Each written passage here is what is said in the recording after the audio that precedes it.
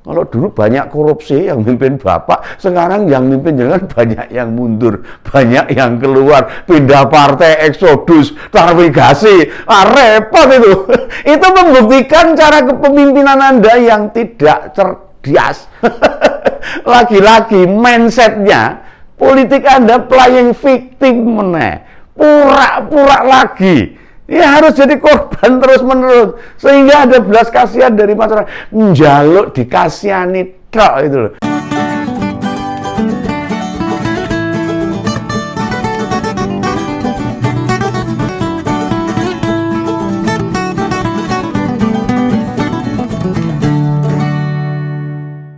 Halo, ketemu lagi dengan Om Begawan. Salam Rahayu, salam sejahtera. Tetap di Ngopini Politik. Ngompol. Ini saya mau ngerasani lagi nih, ngerasani Mas AHY dan Demokratnya ini makin menggemeskan ini. Cemokot kalau orang bilang Jawa ini. Makin lama lihat Mas AHY ini, saya ini makin kasihan sebenarnya. Mestinya kan fokus nangani masalah-masalah internal partai. Lah malah makin riuh nyerang Pak Jokowi. Walah mas. Level jenengan itu ya kejauhan sama Pak Jokowi, malah makin kencang Anda menyerang. Nah, Demokrat maupun nama Mas AHY bisa makin nyungsep orang karu-karuan sampai ke dasar itu nanti. Mbok konsentrasi saja pada rencana jenengan mau jadi wakilnya Pak Anies. Apa yang diperlukan? Oh ya itu soal isu bayar 500 juta yang dibuka oleh caleg Demokrat Jawa Barat kemarin itu gimana? Itu diselesaikan dulu biar orang ngombro-ngombro itu, tahu ngombro-ngombro bahasa Jawanya itu kemana-mana itu loh. Harusnya DPP membantah, bukan hanya DPD saja. Kalau lupa saya ingatkan itu Pak Didin Supriyadin, Pak Didin Supriyadin itu. Ya akhirnya dia memilih mundur karena ya ora kuat kok setengah miliar duitnya sopo gitu. Nah, sekarang malah menilai pejabat pemerintah tidak disibukkan urusan pemilu. Lah memangnya siapa yang sibuk urus pemilu, Mas? Yang di Labuan Bajo kemarin itu memangnya acara partai. Itu acara pertemuan calon presiden. Kalau lupa ya saya tambahkan yang pada naik kapal pinisi itu loh. Nah gini loh mas. Mau tahu presiden itu lebih banyak ngurus partai atau bukan, itu tak kasih tahu nih. Jangan lihat berita di TV saja atau baca media online mainstream saja, tapi buka itu situs-situs milik pemerintah. Di situ banyak disebutkan acara presiden ngapain saja, jadwalnya apa saja. Orang ngurusi pemilu, orang ngurusi capres saja. Atau buka YouTubernya Pak Jokowi. Ini Mas AHY kan sudah subscribe atau belum channelnya Pak Jokowi? Oh Jojo nggak pernah lihat. Kalau sudah jelas ya nanti jenengan akan jelas seperti apa kegiatan Pak Jokowi sehari-harinya. Nah, kan isinya tidak melulu politik, apalagi pilpres. Lah kan jenengan itu bilang jangan semua seolah-olah menjadi urusan pemilu, urusan capres, cawapres. Masih ditambah kalau masyarakat jadi korbannya, yang dijadikan rujukan Mas AHY itu opo itu? Rujukannya dari mana itu? Nah kalau berita online, ya pasti banyak ngupas berita tentang pilpres. Lah wong online no. Karena itu isu yang saat ini menarik bagi masyarakat. Makanya wartawan media online akan nulis berjilid-jilid tentang tersebut tentang copras-capres itu. Nah, peristiwa musrah kemarin, musyawarah rakyat, bisa jadi belasan berita. Istilahnya itu clickbait. Ya wajar mereka mengejar iklan sama AdSense-nya, itu biasa itu. Lalu yang ada di Kamboja, tahu nggak di Kamboja, nanti nggak tahu itu si game itu loh mas. Ngapain? Ratusan warga kita ada di sana ngapain coba? Bermandikan keringat, mengenakan seragam, bahkan hormat bendera. Nah memangnya mereka sedang konsolidasi partai? Konsolidasi partai dengan Kamboja ngopo toh mas? Nah, mereka itu lagi ikut si game. menorehkan prestasi, berusaha memecahkan rekor, sedang berjuang memenuhi target yang ditetapkan oleh Presiden Jokowi. Oh ya, saya ingatkan ini Mas, daripada jangan lupa ini, sebentar lagi final tim sepak bola di SEA Games, ayo ditonton itu, didukung, Mas Ahaye dukung. Wah ini nanti tayang jam berapa, jangan harus lihat tuh nih, lihat jamnya jam berapa, jangan pura-pura nggak tahu. Ayo nanti kalau bisa mengalahkan Thailand, Indonesia, tim Indonesia meraih emas, pasti dibuatkan nanti konten YouTube berupa ucapan terima kasih. Nah, gak apa-apa Mas, ini kan buat gak apa-apa, itu hak semua warga, karena bangga nanti kalau sampai menang Indonesia itu melawan Thailand, emas bisa dibawa kembali ke Indonesia, sudah 32 tahun ranking Indonesia itu emasnya itu. Nah ini kita dukung bersama-sama. Nah, kembali soal pernyataan Mas Ahaye, jenengan itu kok ikut-ikutan ngurusi Pak Jokowi, mengendorse siapa ngapain loh ya, itu kan haknya Pak Jokowi. Gini aja deh, ada aturan yang dilarang atau tidak? Kalau ada, sebutkan undang-undangnya seperti apa. Kalau seorang presiden, seorang Jokowi itu mengendorse itu dilarang. Mendukung, mendorong calon itu dilarang. Oh semua didukung itu. Nah apa bunyinya? Sampaikan ke Pak Om Begawan ini. Oh, sampai nuduh-nuduh menjegal capres segala ini. Mas Ahaye ini bilang sakar pede orang genah nih. Malah Mas Ahaye itu bilang gini loh. Dalam unggahannya itu. Beliau punya pilihan-pilihan, tapi mohon kita semua mengawal agar demokrasi ini menjadi ruang bagi semua. Jangan sampai ada yang didukung, ada yang di-endorse, ada yang disupport, tapi ada juga yang nggak boleh maju, nggak boleh berlayar, nggak boleh bersatu. Ini pernyataan apa ini? Itu jelas-jelas ditujukan ke Pak Jokowi. Salah Mas, salah itu. Ada bukti kalau presiden itu melarang orang mau maju pilpres. Oh renek Mas, jangan ngawur, orang genah jenenge itu ngomongnya. Ini bisa disebutkan siapa orang yang dilarang. Sopo gitu loh, yang dilarang maju pilpres sama Pak Jokowi siapa? Dari partai apa? Cara melarangnya gimana? Apa dicegati gini? Enggak Mas, enggak. Pak Jokowi enggak ngelarang-ngelarang nih. Mas Ahaye ini ketua umum partai loh.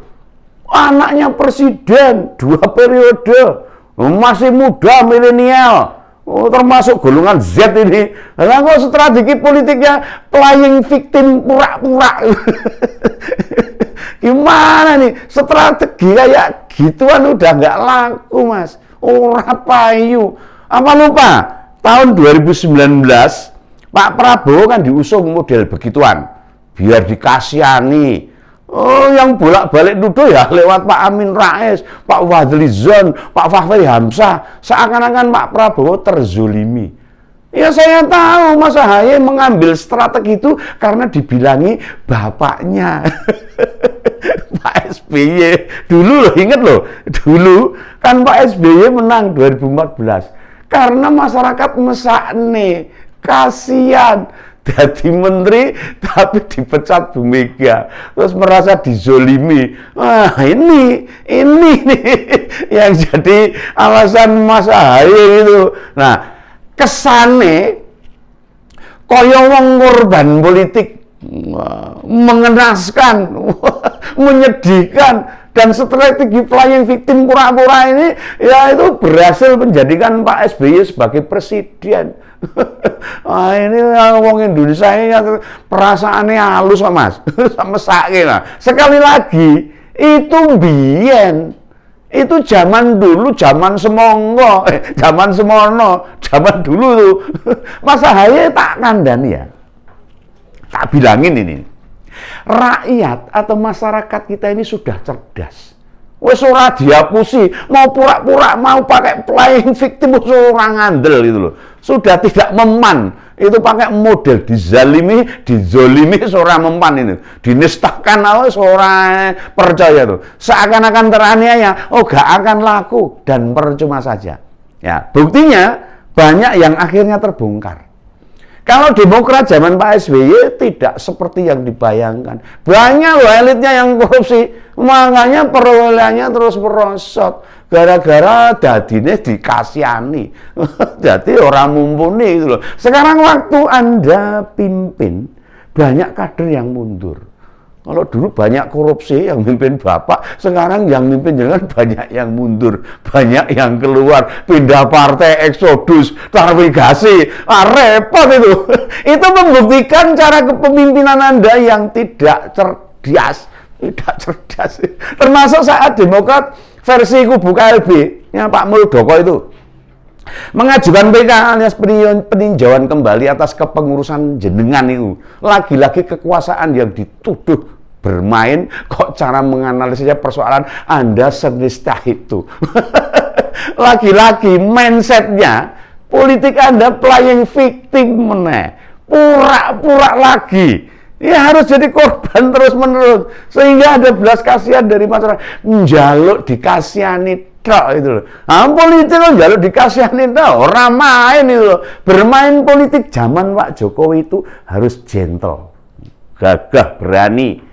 Ya kadang-kadang cara menjatuhkan lawan tidak harus berhadap-hadapan, memutar balikkan fakta. Cara berpolitiknya Pak Jokowi itu menarik, sangat menarik. Ada yang memakai sindiran, sanjungan, menghindar, atau memukul langsung. Itu suami Mbak Anissa Pohan harus banyak belajar strategi politiknya Pak Jokowi. Nah, lihat itu, cara politiknya Gibran itu hampir sama kayak bapaknya itu. Nah, dipikir Pak Jokowi selalu menang dalam berpolitik. Oh enggak, beberapa kali juga kalah. Tapi kita tidak pernah tahu. Kita hanya bisa menduga saja. Misalnya ini. Dalam perkiraan saya, Om Begawan ini, kekalahan berpolitik terakhir Pak Jokowi saat Piala Dunia U20 batal digelar di Indonesia. Tapi beliau tidak mau berlarut-larut dalam masalah. Pilih segera beranjak menghadapi tantangan yang lain. Jadi waktu beliau itu sangat efektif sekali. Oh, gagal ya muadek taruh lagi ini. Gagal Piala Dunia U20, ya sudah dilupakan. Ya, buka agenda yang baru, apa yang bisa dilakukan dalam jangka dekat ini. Ya begitu masalahnya. Jangan seolah-olah selalu jadi korban, ben dimesake rakyat. Orang aku itu bukan politisi Pancasilais. Pancasilais gitu loh. Oh, bahasa Jawanya Pak Jokowi itu sat-set, das-des, buat-buat gitu loh. Makanya dulu ada yang nuduh beliau itu presiden pelongo-pelongo. Kok iso itu loh. Saya ya ketawa saja kalau Pak Jokowi itu dibilang pelongo-pelongo. Nyatanya beras-beras, enek sing ora rampung tuh. Karena yang bilang itu belum tahu Pak Jokowi itu bagaimana, urung enek sing ngerti. Ternyata ya yang dulu bilang begitu masih menganggap Pak Jokowi itu pelongo-pelongo. Buktikan. Buktinya sekarang mana? Nah, justru harusnya Mas AHY itu merapat secara personal ke Pak Jokowi. Nek ora isin itu. Banyak belajar di sana. Nah, sudahlah. Tidak ada gunanya nantang-nantang gitu loh. Apalagi menjatuhkan. Sudah banyak contohnya, nantang dan menjatuhkan Pak Jokowi malah geludak sendiri, jatuh sendiri, ambruk sendiri. Itu ada nama Pak Bibit Waluyo, dulu Gubernur Jawa Tengah. Nah, Pak SBY, Bapak panjenengan sendiri, Pak Gatot Nurmantio, Pak Refli Harun, Pak Amin Rais, dan masih banyak lagi. Oh, gelem dibujuki orang-orang itu, Mas. Wah, semua marahi repot jerat itu. Untuk jadi dibujuki untuk jadi pembenci Pak Jokowi, oh, gelem gitu. Anda sendiri ya rugi nanti. Masa depan Anda masih panjang, masih banyak kesempatan. Pilpres 2002 itu mestinya jadi ajang kontemplasi, refleksi, muhasabah bahasa Arabnya itu. Melihat tujuan utama Demokrat mau piye, mau bagaimana, itu dipikir dulu. Lihat saja Pak Prabowo. Ketika tidak lagi mendengarkan orang-orang yang sekarang dekat dengan Anda, namanya malah makin berkibar sekarang. Ya karena dekat dengan Pak Jokowi, belajar dengan Pak Jokowi. Tak kasih tahu ya Mas ya, menyesal itu perbuatan yang paling nganyel ke. Gemes ke itu. Dan saya berharap Anda tidak membuktikan itu kelak. Ojo menyesal di akhirnya itu sekarang tidak tadi dulu gitu ya Mas saya ya. Ini pesan Begawan loh, tenang loh ini. Sampai jumpa dalam ngomong-ngomong berikutnya. Salam Begawan, sampai jumpa lagi.